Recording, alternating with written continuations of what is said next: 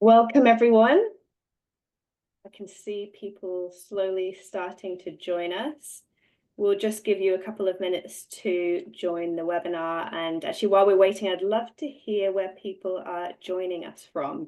So you should see the chat functionality or the Q&A box. Feel free to type into either of those.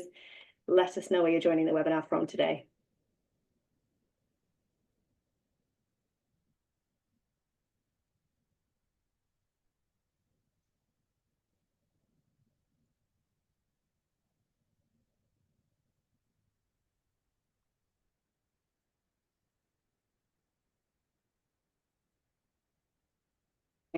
Oh, we've got somebody here who's teaching in Indonesia that's from America. Welcome. I think we had a number of registrations from Indonesia. Somebody here from Hong Kong. Hello, hi. Somebody from Korea, Bangkok. Great to see already such a spread of participants. Another Hong Kong, Taiwan.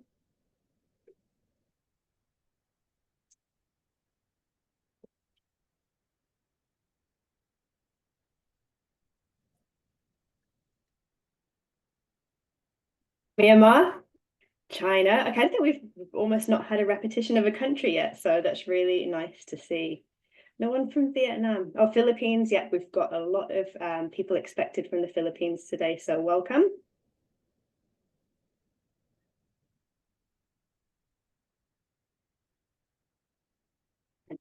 Okay, great. We've got a number of you on the call now, so I think we'll kick off. We've passed 7 o'clock. So welcome to today's webinar, Strategies to Implement 21st Century Skills in ELT. My name's Katie. I'm the Senior Marketing Manager for Britannica in APAC. So just to start with a bit of housekeeping, all participants are automatically muted today due to the audience size, and we're thrilled to be joined by hundreds of you today from across Asia. Please type, as you have been doing now, any questions that you might have during the session using the chat or the Q&A feature. We'll run through Alison's session and then we'll get to the questions at the end of the webinar. So do hang on if you want to have your question answered, but feel free to add them into the chat box or the Q&A box throughout the session. Importantly, please try and have a pen and paper to hand. You'll need it during the session for a couple of the activities. And please also be aware that the webinar is being recorded and we'll be sharing the recording with you within the next couple of days. So please look out for that. So on today's call, we have a mix of customer schools who are already using Britannica and then schools that aren't currently using Britannica resources. So I thought I'd kick off with a brief introduction. Who is Britannica, you might be asking if you're not currently a customer. Many of you might be familiar with the name. It's a name that's been around for a pretty long time. We were actually established more than 250 years ago. Britannica is the oldest and most prestigious English language encyclopedia, known for a really long time for our trustworthiness, accuracy, and the quality of information. Our encyclopedias have been sold around the world and translated into languages like Chinese and Vietnamese. You might have even owned your own copy at some point. Today, Britannica has transitioned from a provider of print encyclopedias into a leader in digital educational technology and content, and we support over 150 million educators and students in more than 100 countries. So our digital learning technology is used by teachers and students around the world. As an international company serving educators globally, we understand the importance of supporting teachers like yourselves in reaching all students, including English language learners. We also know that one of the key challenges that educators face today is fostering the development of essential 21st century skills in their students. And as such, our session today will explore strategies to incorporate key skills like communication, creative thinking, and problem solving into the ELT classroom. Now, I'm gonna, oops, sorry, I think I just stopped sharing. Let me just reshare again. I'm gonna try and hand over the controls to Alison. We did practice this beforehand, but let's see if we can get it to work this time. Alison and I have actually known each other for a pretty long time. I think I was trying to work it out before. I think it was something like 15 years, which makes me feel really old. We worked together previously in the Middle East, and Alison's also lived and worked in Asia and around the world. You're controlling now, Alison, if you want to just flip backwards. So yeah, Alison's taught in Australia and trained educators and provided professional learning to educators across the Middle East, Asia, the Pacific. Her focus includes empowering English language learners to develop literacy-rich instruction whilst fostering 21st century skills. So we're really thrilled to have her today, and I think she's the perfect fit to be delivering this webinar and professional learning session. So hand it over to you, Alison. Fantastic, and welcome everyone. It's just a delight to see. I can't see you, fortunately. My screen doesn't accommodate all your fabulous faces, but I recognise some of the names on the participant list. So we're going to have a look at navigating 21st century skills. We're going to look at some critical thinking for reading and listening, those receptive learning skills. We're going to look at creativity for speaking and writing, and look at communication and problem solving. And please use the chat feature so that you can add the information that you want into the chat box. I just seem to be having a little problem with the navigation, Katie. So I'm wondering if you can take back control. Yeah, there we go. Okay, so everyone, if you could get your piece of paper and your pen, and could you very quickly either draw or write what you understand by the word navigate? When we're thinking about teaching and learning, what do we mean by that term?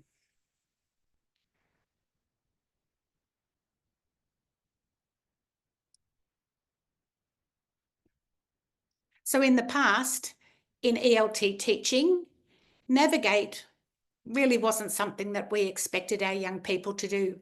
We provided opportunities for memorization, repetition, we taught the rules and structures, we taught vocabulary, and we asked students to memorize and repeat and reuse that content. Currently, educators like yourselves have a much more functional use of language with a purpose, getting kids to actually use language more productively, to find best solutions, to problem solve, and to use language with a real sense of purpose. In the past, we focused heavily on receptive language, learning the content of course books, and we're now moving far more, could I have the next slide please, Katie, into that notion of productive language. So we need to be able to help kids to navigate the content that is in front of them. And this dictionary meaning of navigate means to monitor or control movement. So in the context of ELT learning, it means to investigate and gather information, to evaluate it and be critical and think about it, and then to use that thoughtful process to create and communicate in a new way, to problem solve, and then to act, to take strategic action. So really moving from receptive language and hearing it and reading it through to much more about using it productively, to producing, speaking, and to create written pieces of text. And that's a real change from what we did in the past. Next slide, please, Katie. We ask students to remember facts and then get frustrated when they copy from Wikipedia or you use AI to translate or reuse content. We should be mad at ourselves for not teaching them how to navigate text, how to think critically, and then how to create new content that others can use. I love that quote because that reminds me of the real purpose of navigation. So if we look at those 21st century learning skills of critical thinking, problem solving, creativity and flexibility, and then look at how we organise that in a teaching and learning space in the ELT, I've organised it around two sections, one around receptive language of listening and reading, and then to looking at that productive language of speaking and writing. Next slide, please. So let's start off with navigating, reading and listening. Next slide, please. So we're going to think about the things that kids need to be able to do. We want them to ask questions and look for the answers themselves, rather than them completing pieces of text that demand question and answer. We want them to use that corpus of knowledge that they already have from their immersion in social media, in television, in video games. They have a huge corpus of knowledge, mostly in first language, but apply what they know and have learned in order to solve problems, and to listen to others and then use other people's ideas to debate and challenge each other's thinking. And one of the great techniques is to show what you know. So in 30 seconds, yes, next slide, please, is with pen and paper, I want you to draw everything that you know, quick draw, this is called, everything you know about elephants.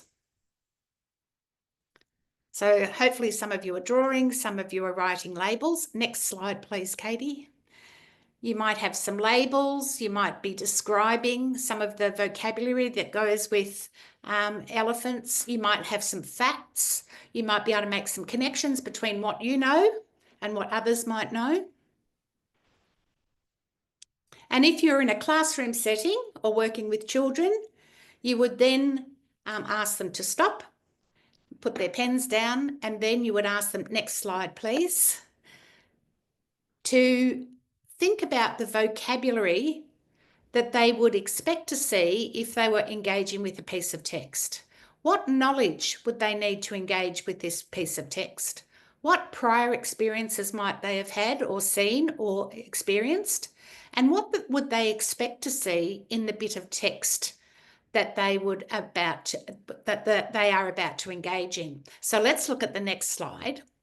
Is one of the most important things for English language learners is talk. And it's that notion of turn and talk from a drawing, from a quick draw, from what they already know. It builds that confidence with the language. It collaborates so that students are actually producing language. They're building their knowledge and building on the knowledge of others. And I love this quote, the person doing the talking is the person doing the learning. And in a lot of ELT classrooms, unfortunately, it's the teacher that's doing all the talking, and that is a bit scary. So creating multiple opportunities for kids to do the talking and talking to someone else who's got some knowledge means that you're building up that corpus of knowledge. Next slide, please. So we want kids to access quality content. And with Britannica, the content is absolutely beautiful. Everything that we've seen here tonight has come from the Britannica site. So who created this content? When was it created? Why was it created? What does it tell me? What are the sources of information? What's left out and what techniques are used? We want our kids to evaluate and to use critical thinking, to think, is this credible? Is it fact or is it opinion? Can I trust this content? I can tell you if it's Britannica, you can. Who might benefit? What information is missing? How does it make me feel? How might others interpret it? And is this good for me? And then more importantly, and what was missing in previous ELT classrooms was that notion of what am I going to do with this? What will I do with this information? What can I create? And how can I communicate this to others in a really powerful way? Next slide, please. So let's put this into action. So we've got this amazing photograph here, and we're going to look at it with 3 lenses. So firstly, what does the text say? Now, if we were in a classroom, you'd be getting them to work with a partner. And our first question is, what does this text say? So you have a mahout here. So there's a technical word, mahout, M-A-H-O-U-T, mahout. It's a Thai person who is responsible for looking after elephants. So that word mahout is important. There's some information in that text about the elephant. you might have some language to describe that elephant. And if we were interacting, you'd be saying, what are some words that we would use? So who created this text? When do you think it was created? Why was it created? Where was this taken? What does it tell me? What are the sources of information? What is the relationship between the elephant and the mahout? What's left out? And what techniques has the photographer used to make me think of something? Now, if we were in a classroom, you'd be giving people time to process that. The second thing we look at is, how does the text say it? How credible is this photo? Is this fact or is this opinion? Can I trust this content? With Britannica, the answer is yes. Who might benefit from this photo? How does it make me feel? How might others interpret this? What did the author want me to believe? And what values are represented or missing? So these are really fantastic questions for you as educators to take. And then the third, what does the text mean? What does it mean for me? What actions might I take as a result of this photo? And what will I do with this information? Why is this important? How do I communicate this to others? And how can I make a difference? Now, I'm pretty certain that many of you will think one particular thing about this relationship. I'm now going to read a piece of text to you. Now, normally you'd be giving this to pairs of children and get them to work with it and then go back to the photograph. But I'm going to read it to you. And it may make you think differently about the mahout and the baby elephant. Elephants at risk.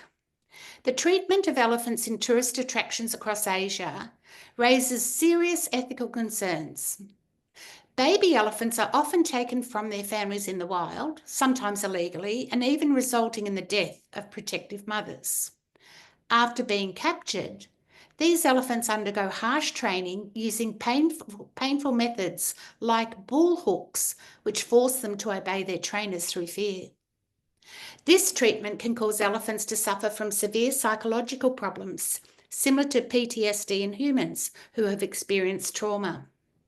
In captivity, elephants are deprived of their natural behaviours and social lives. Instead of roaming freely and living in groups, they are kept in small spaces and made to perform activities like giving rides or doing tricks that are unnatural and physically demanding. If more people knew about these issues, it could affect tourism because many tourists might decide not to support attractions that harm animals for entertainment. It's important to understand these ethical concerns and advocate for better treatment of elephants in captivity. Now, reading that to you, I would love then, if we had much more time, to open it up for a conversation around, did you change your point of view after observing the photograph and then looking at a different piece of content? I would hope that you would navigate your way through different points of view that both the photograph and this article have raised for you. Next slide, please, Katie. So Britannica has multiple reading levels. The beauty of this particular technology is that you can adjust text for the lowest reader in your class through to your highest readability level. So Lexil's 860 to 1700. It makes differentiation really easy for you as a teacher. It has beautiful visuals that support critical thinking and getting kids to really think deeply about what corpus of knowledge they currently have in order for them to access deeper meaning. It has differentiated sentence structure from simple at level 1 through to level 2 through to level 3 that allows the text to be increasingly complex. So those reading levels are really fantastic for you as a teacher to quickly and efficiently differentiate for the needs of your learners. The second amazing thing that Britannica has for English language learners is the Read Aloud. And the Read Aloud is providing expert model of English language that is being modelled word by word, if you want that, or modelled in phrased and fluent way, modelling pronunciation, modelling vocabulary. It allows kids to have repeated readings so that they can practice their phrasing and fluency, and it gives kids access to an opportunity for independent reading with an expert model. So I'm sure you will love that feature. It's something that I wish I'd had when I was in the classroom, of that expert model. And we want kids to be thinking really deeply, moving into those higher order thinking questions of how and why. And as a teacher, it's really hard to force yourself to be asking those inferential questions that make kids think deeply. Next slide, please. So navigating written and spoken text changes us in that navigation piece to the kids taking ownership rather than just using the information that's being provided. Next slide, please. So we're looking now at kids accessing, evaluate and acting using that higher order thinking of the why and the how, and moving into why did, how might, what if. So we're thinking with those much higher order thinking or hot thinking skills that are so critical for 21st century learners. Next slide, please. So these questions I've included, they're a great bunch of questions for you as a resource. I'm not going to go through those, but they'll be great for you as teachers to add to your list of deep questions for deep thinking. Thank you. Next slide, please.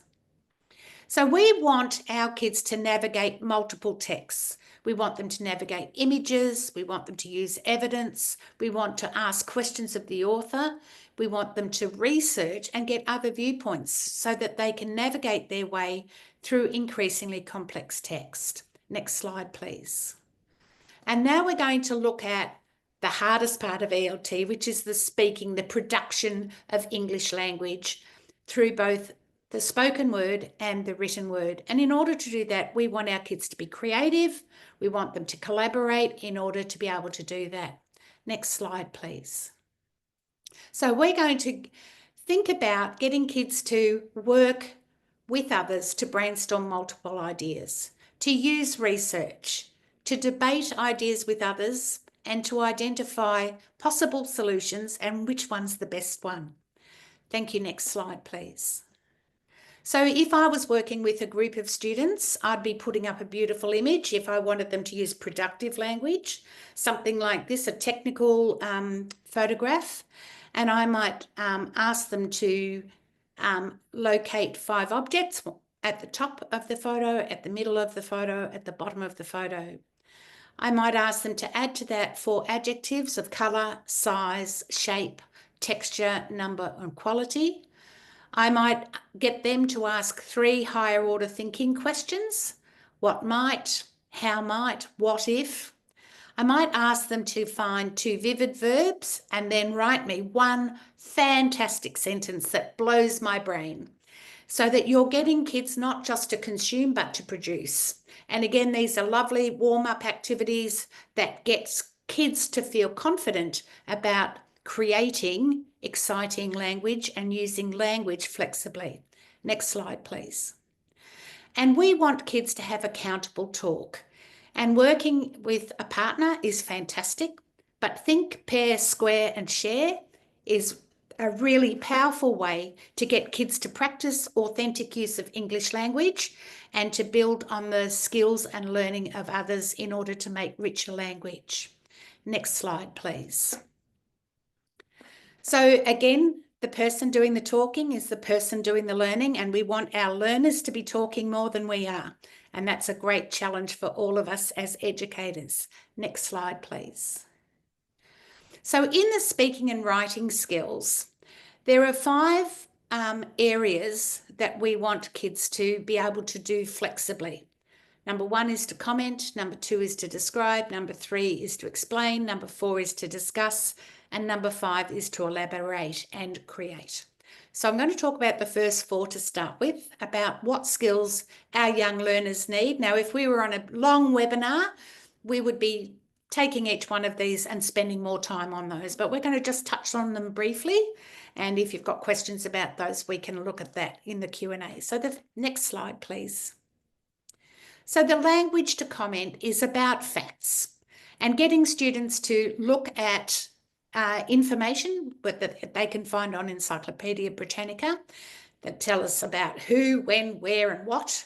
They're going to be using the simple present tense, and they're going to be using words like has and have, they make and makes. They're going to be using the first or third person. They're going to use terms like it and they.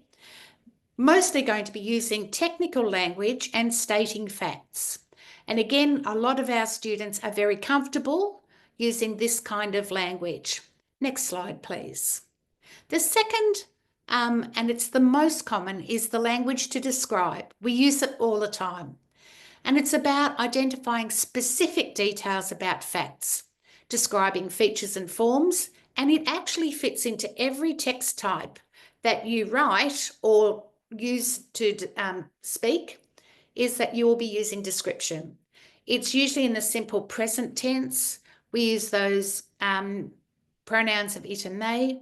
We're going to add additional information of feature, form and colour. We'll be using technical adjectives and lots of uncountable names like all, most, many, some, other and few. And again, giving opportunity for quick talks where we're giving kids the skills and the confidence to practice English language and for them to be the producers rather than the consumers of that language. The third language is probably complex for some learners, the language to explain the cause and effect. And here we're going back into that critical thinking and really looking about how or why something is happening and being able to explain it. And often it's using a process, some kind of process that describes because of this, this is the consequence. It's usually logical in its sequence and the reasons are given why or how something happens. So it's timeless, present tense, lots of technical language. That cause and effect language, this because of this, it leads to, it causes, or as a result. Lots of compare and contrast language, like, unlike, same as, and then adverbs of sequence, until, before, after, since, next. And then the fourth one I want to speak about is the language to discuss. And this is usually trying to get students to be above the issue and be able to discuss the pros and cons of an issue, different points of view, informing readers of different perspectives, and then getting them to encourage people to think critically and stimulate debate. So we're going to be looking at the simple present tense, uncountable nouns, those thinking verbs, modality verbs of can, might, would, should, might, adverbs of manner, those connectives. However, on the other hand, in contrast, we need to teach our learners to be able to use those not only to write, but to be able to speak confidently. And we know that students can only write what they can say. So lots of opportunity for talking more so that their writing becomes powerful and passionate about their language. Next slide, please. So in Britannica, there is this wonderful feature called the Quick Click Dictionary, and you try saying that quickly. It has a little button that you can press for any vocabulary that you want pronounced correctly, and it will highlight the word and say the word proboscidean in a very precise manner. It will give a short definition as well as an extended definition, and allows students to access the meaning of words that are quite technical in their nature. The next slide, please. This will blow your socks off. Instant translation. And this translates the English language text into first language. You hover over the original text and you are provided with an expert model of written English text and then changed back into first language. So that is an amazing support for your first language learners who are learning English. And there is also a little button there for if you have students that are dyslexic, that will provide some support for you as educators. So I'm sure you're going to have fun having a play with all of those features of the Britannica content. Next slide, please. Lastly, we want students to be creative and to exchange. I know many of you are wrestling with AI and how students are very quickly and efficiently using Wikipedia and AI in order to produce content. But here's 100 different ways that kids can demonstrate what they know that gets away from AI. So next slide, please. So that notion of creativity, we want kids to be fluent, to generate lots of ideas, to be flexible and to share ideas with each other and of different types. We want them to build on the ideas of others, and that's the power of collaboration and elaboration. And we want them to be original and create one-of-a-kind pieces of content. And again, we want them to access, evaluate, and act. Next slide, please. And one of the great tools for creativity in an ELT classroom is getting them to design infographics using all of their receptive content from their reading and creating through speaking and writing infographics. So wonderful tools to allow our ELT learners to build their confidence. Next slide, please.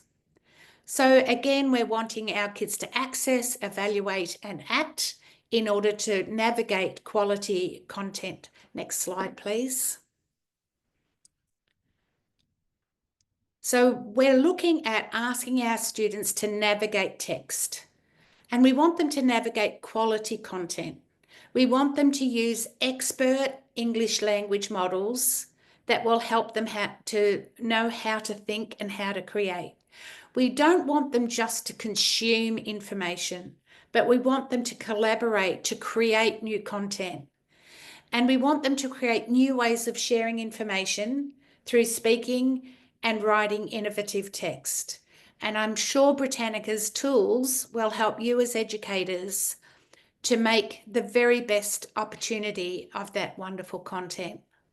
Thank you for your attention. Good luck with navigating your way through the 21st century skills. It's a hard job, but I know you love it as much as I do. And we're available at the end of this session if you've got some questions. If they're short questions, we can answer them briefly. If you want long answers, we can make some arrangements to follow up later. So I'm going to pass back to Katie, and thank you, everyone. So much, Alison. That was great. And as Alison said, if you've got any questions, please pop them into the Q&A box or the chat box, and we'll come to them at the end. I'm just going to run through a few extra slides with you to give you a bit more information about the tools that Alison has shared in her session today. So I think there will be some Britannica School users on the call, but for those of you that aren't currently using Britannica School, that's the platform that we were looking at earlier. It's an all-in-one learning platform that's designed to support students at different ages and levels from preschool to grade 12. Contains over 137,000 articles, more than 136,000 images and videos, and much more. So students have easy access to reliable fact-check content across a massive range of subjects. It also includes those tools that Alison ran through earlier to support English language learners. And that contains, as Alison mentioned, the 3 different reading levels for every article, translations into over 100 languages, including Filipino and Bahasa Indonesian, and read aloud, so students can listen along as they read the content. These tools are all designed to help students improve their English language skills while building important background knowledge. And if you'd like to have a trial, we're offering exclusive access for 1 month to attendees of today's webinar. So hang on, and I'll share the link or the QR code so you can sign up for that access in a few slides' time. But before I get to that, I just wanted to introduce you to an exciting new platform that is launching very, very shortly in the region, and that is Hello Britannica.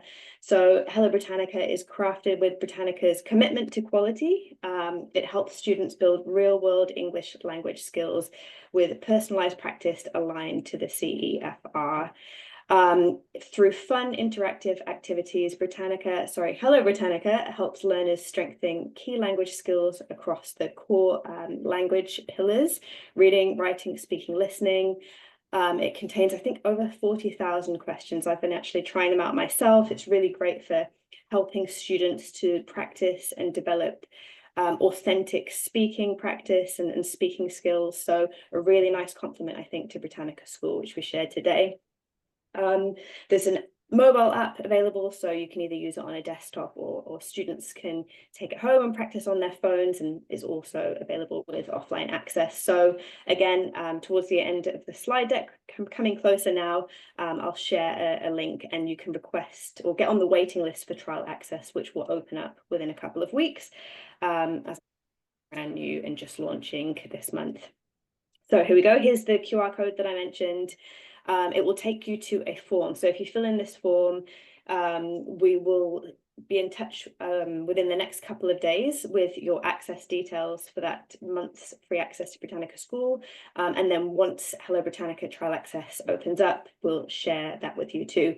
If you don't have a phone on you, or if you're not quick enough to scan and get your details entered, don't worry. We'll be sending you all emails within the next couple of days with this information.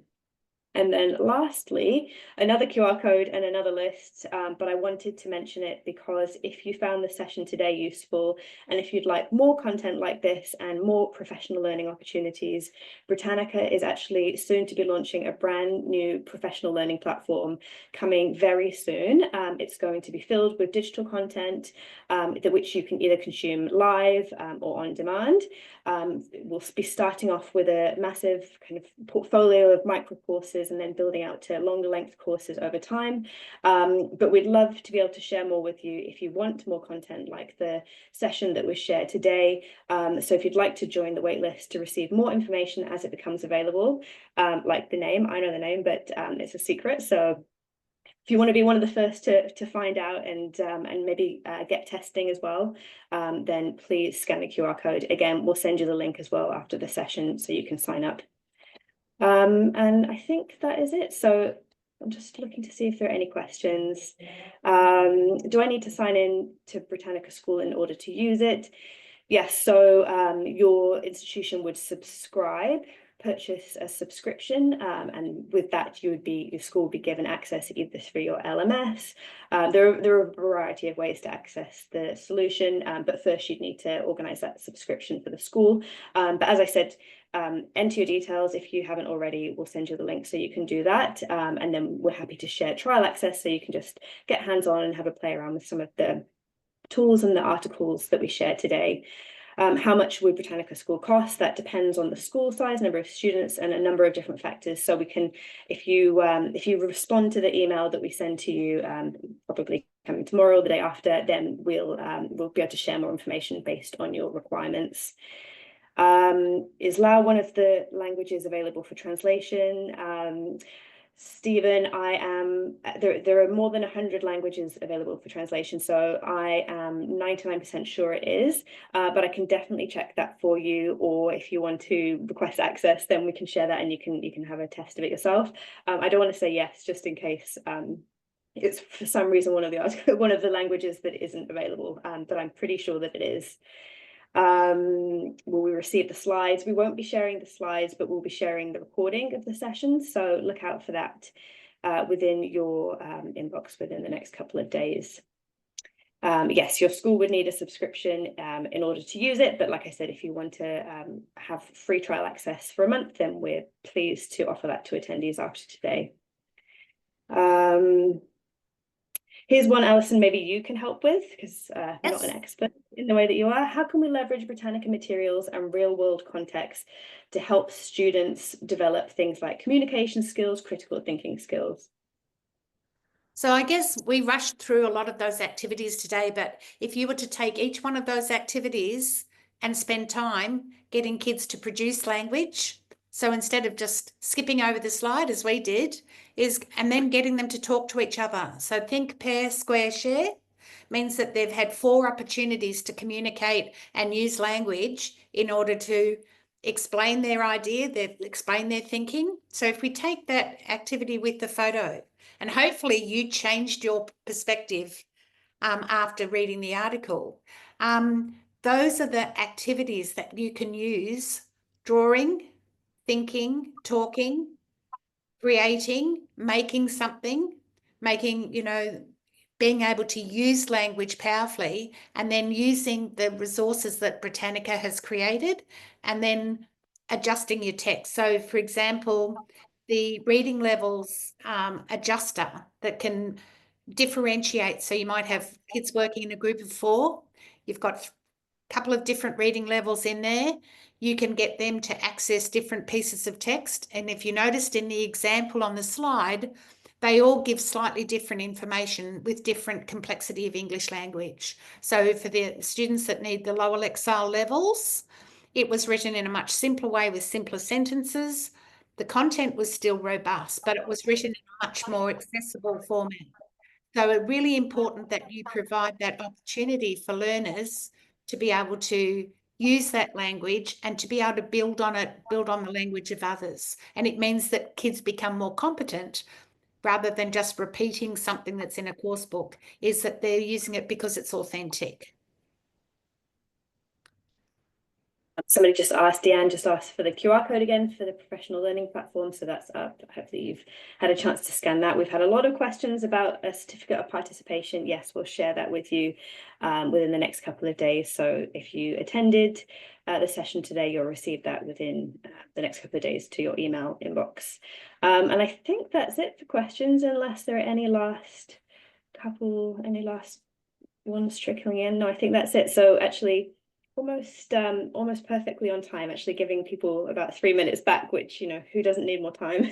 So with that, I will say thank you very much, Alison, for joining us. It's a pleasure to have you on the webinar today, and thank you to everybody that joined us. As I said, look out for an email with the things that we've promised. And thank you for the thanks that are coming in. It's been, really a pleasure to have you all join us on the session today, and we hope to see you on a future webinar. Thank you. Wonderful. Thank you, everyone, and have a wonderful rest of the day. Thank you.